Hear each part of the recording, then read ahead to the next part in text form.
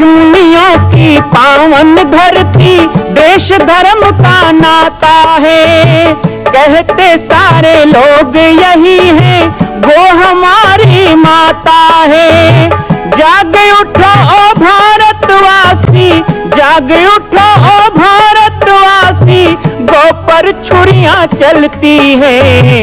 बंद करो गो माँ की हत्या, सारी जनता कहती है। बंद करो गो माँ की हत्या, सारी जनता कहती है।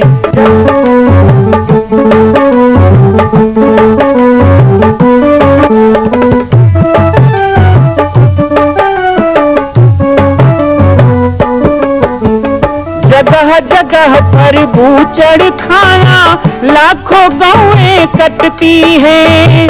किसे सुनाए व्यथा हमारी, नैना नीर बहाती है। रक्षा करना गौ माता की, रक्षा करना गौ माता की, गीता ज्ञान सिखाती है।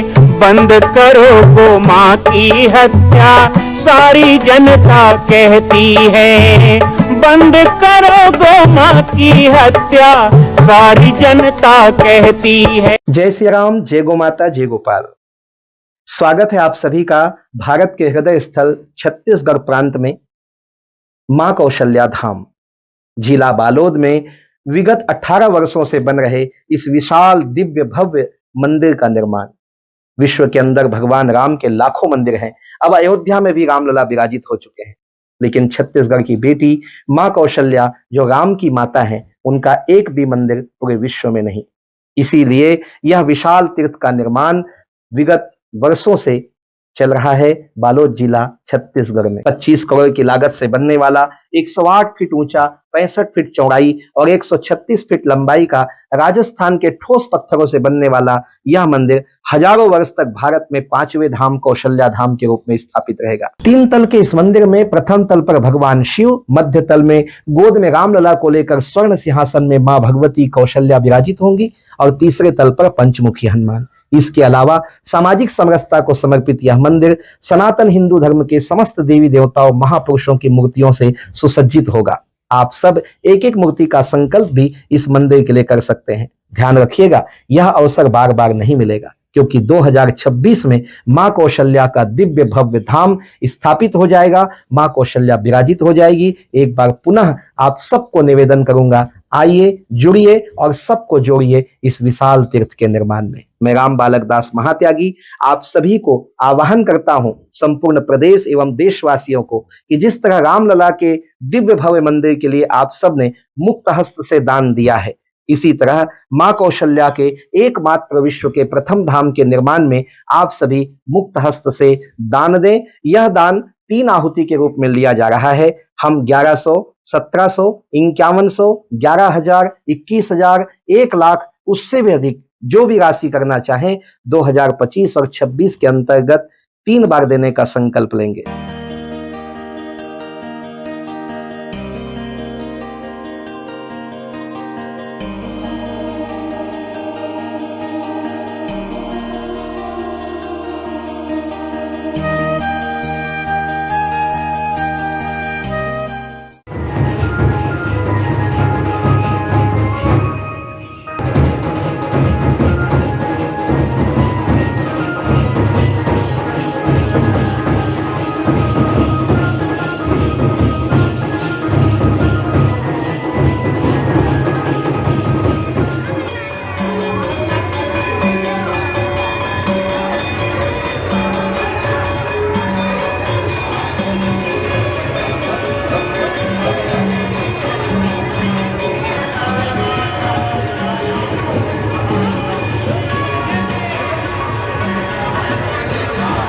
थोड़े थोड़े अपने भाव पुष्पांजलि सब लोग समर्पित करेंगे।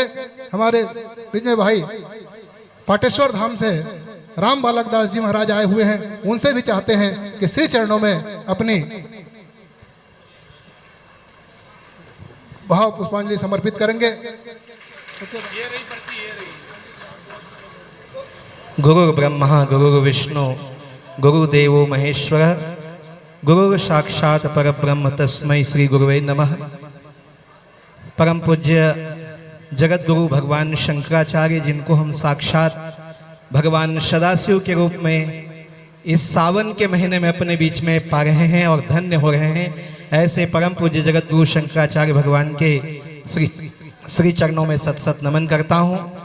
मंच पर विराजमान मेरे गुरुदेव अमरकंटक से पधारे पूज्य महाराज श्री, सभी संत वृंद, सभी भक्तगण, सभी हमारी मातृशक्ति और हमारे भाई श्री, जिनके भागीरथी प्रयास से आज इस शिव गंगा के किनारे में एक और नवी गंगा का ये दिव्य दृश्य दिख रहा है, ऐसे परम पूज्य ज्योतिर्मयानंद जी महाराज जी को भी बहुत बहुत प्रणाम दंडवत।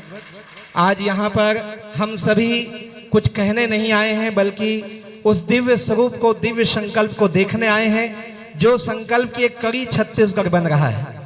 छत्तीसगढ़ जिसमें मेरा भी जन्म हुआ, और हम छत्तीसगढ़िया अपने आप को बड़े गौरवान्वित महसूस करते हैं कि जिस छत्तीसगढ़ को ये सौभाग्य मिला परम पूज्य जगत गुरु भगवान शंकराचार्य की परंपरा में, जहां सारा विश्व प्रभावित होता है, जिनकी वाणी पूरे विश्व में जाती है, पूरे भारत में जाती है, लेकिन विश्व का प्रथम 1.25 लाख शिवलिंग का धाम यदि किसी को प्राप्त हुआ है तो वो छत्तीसगढ़ की धरती को प्राप्त हुआ है। ये हमारे लिए बहुत गौरव का विषय। अभी अभी हम सुन रहे थे उपाध्याय जी को, उन्होंने संस्मरण बताया तो मैं भगवान मन में विचार कर रहा था, वही 2005 में भगवान राम की माता, छत्तीसगढ़ की बेटी मां कौशल्या के विश्व के प्रथम धाम के निर्माण का शिलान्यास एक स्थान में पूज्य गुरुदेव ने किया, राजयोगी बाबा जी ने, पाटेश्वर धाम जिला बालोद में, और जिसकी स्थापना 2026-27 में होने वाली है। वही 2005 में भगवान यहाँ पधारे थे सलधा धाम में। कितना संयोग है कि वह भी विश्व का प्रथम सपाट लक्षेश्वर धाम का वह दिव्य जो संकल्प है उस समय सृजन हुआ। और माता कौशल्या छत्तीसगढ़ की बेटी है, तो भगवान शंकर कौन है? भगवान शंकर मां कौशल्या के देवादिदेव महादेव हैं। माता कौशल्या शंकर की ही पूजा करती थी, और भगवान शंकर के नित्य रुद्राभिषेक, नित्य पार्थिव पूजन, जो संस्कार भगवान राम को भी उन्होंने दिया। भगवान राम जहां भी गए उन्होंने प्रथम पार्थिव पूजन ही किया, जिसका प्रमाण छत्तीसगढ़ का कुलेश्वर महादेव, गंधेश्वर महादेव, राजीव और सिरपुर है। वही माता कौशल्या का शिव पूजा का संस्कार भगवान राम को मिला, जिन्होंने जाकर समुद्र किनारे सेतुबंध में रामेश्वरम की स्थापना की। वही कौशल्या के भगवान है आदिदेव महादेव, जो सलधा में विराजित होने वाले हैं। ये हम लोग बहुत गौरव का विषय है। मैं आज अपने आप को इस मंच में पाकर भी बहुत गर्वान्वित हूँ। मुझे श्री चरणों में स्थान मिला है, प्रेम और स्नेह मिला है। ऐसा ही प्रेम स्नेह आपका हमें मिलते रहे। आप सदैव सनातन के लिए जो कार्य कर रहे हैं, उस कार्य में हम ये छोटे छोटे बच्चे हैं, इनको भी अपने अंश के रूप में बनाकर रखे रहें। यही श्री चरणों में प्रार्थना करते हुए अपने वाणी को विराम दूंगा।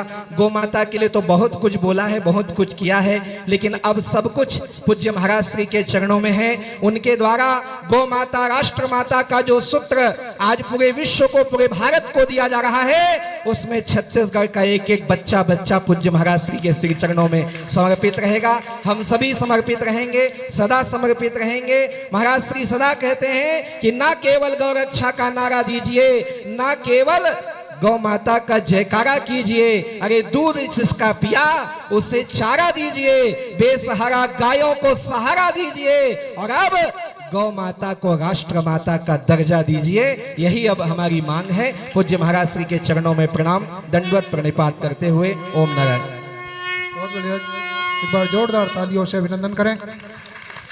स्वामी करपात्री जी महाराज के पावन आविर्भाव दिवस की इस सभा में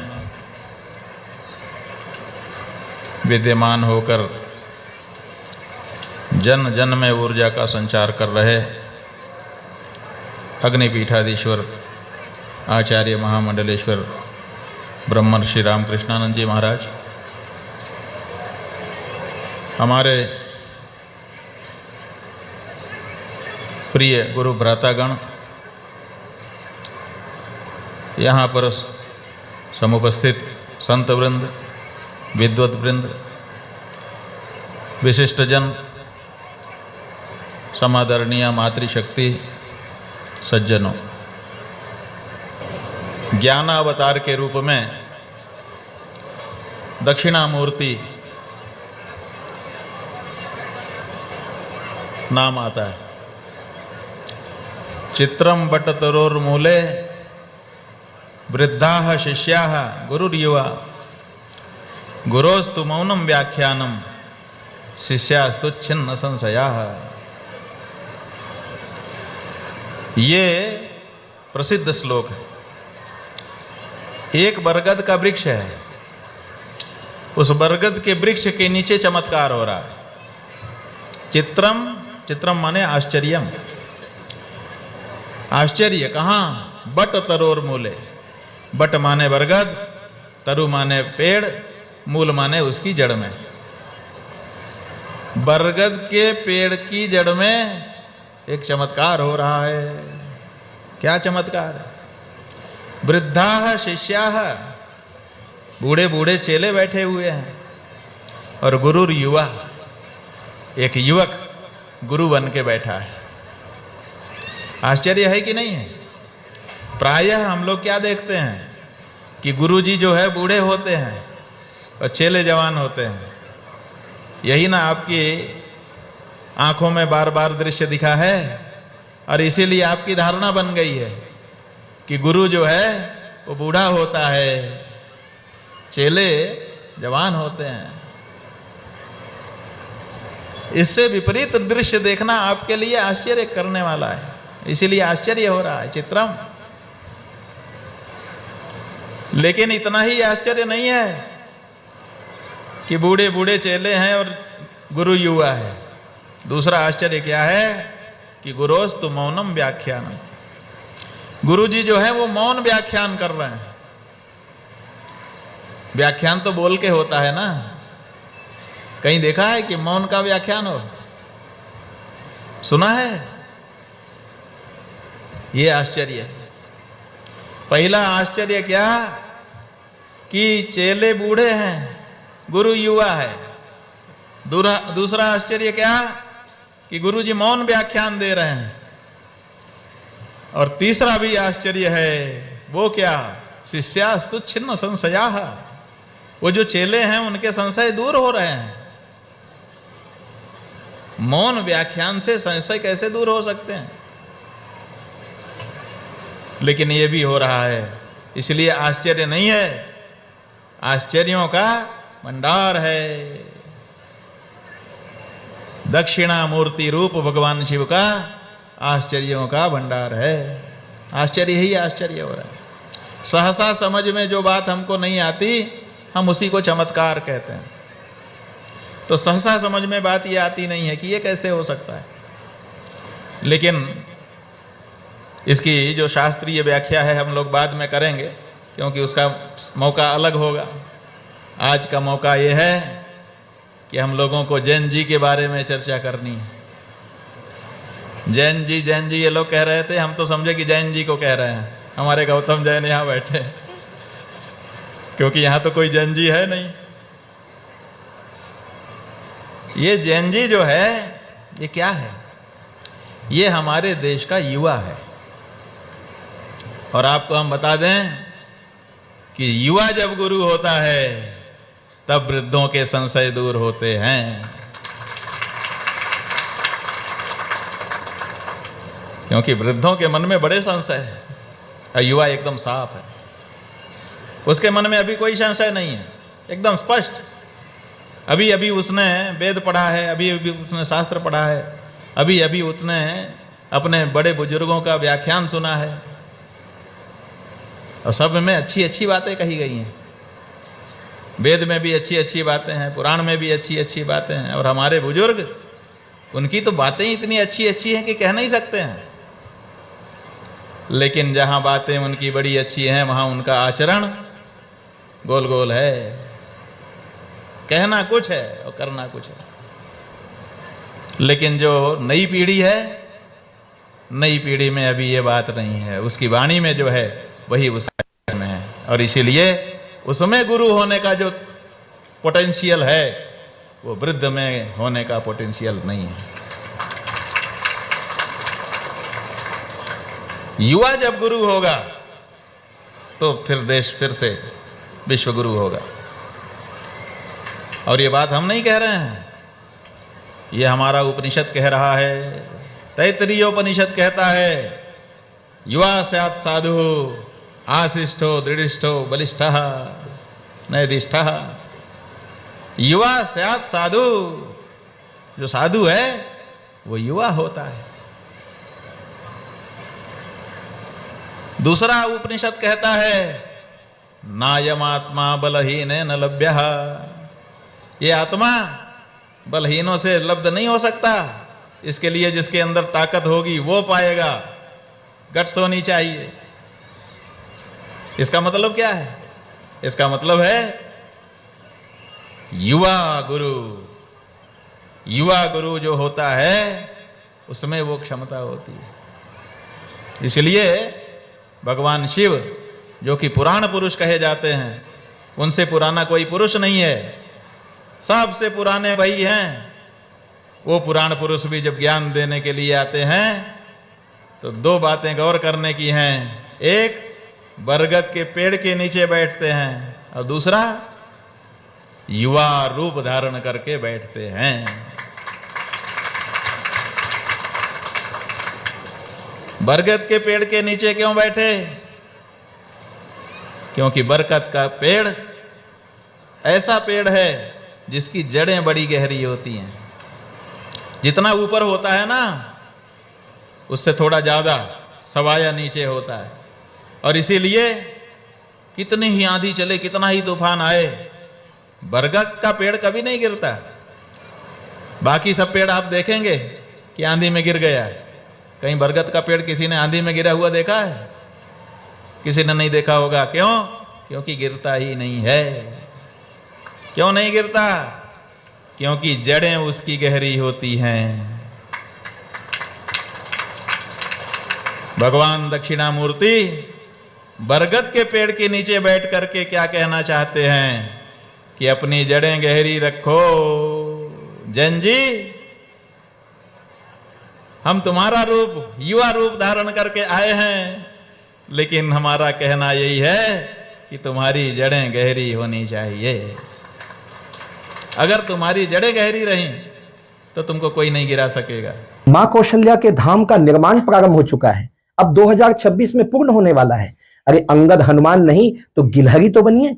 एक छोटा सा संकल्प आप अपने मां भगवती के लिए नहीं कर सकते हैं?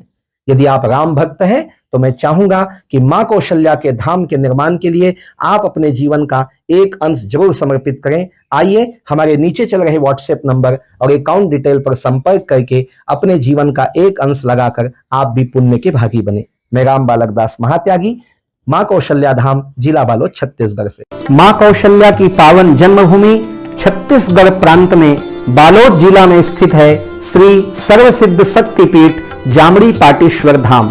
परम पूज्य सद्गुरुदेव राजयोगी बाबा जी की तपस्थली श्री पाटेश्वर धाम और विश्व के अद्वितीय मां कौशल्या जन्मभूमि मंदिर निर्माण का दर्शन करने और इसी प्रकार समसामयिक विषयों पर अपना ज्ञान वर्धन करने के लिए और 10,000 गायों के लिए बनने वाले श्री हनुमान नंदीशाला गो अभ्यारण्य का समाचार प्राप्त करने के लिए आप सभी देखते रहें YouTube चैनल पर, और हमारे चैनल को आप सभी सब्सक्राइब करें, घंटी का बटन दबाएं ताकि आप सूचनाओं से जुड़े रह सकें। जय श्री राम, जय गौ माता, जय गोपाल।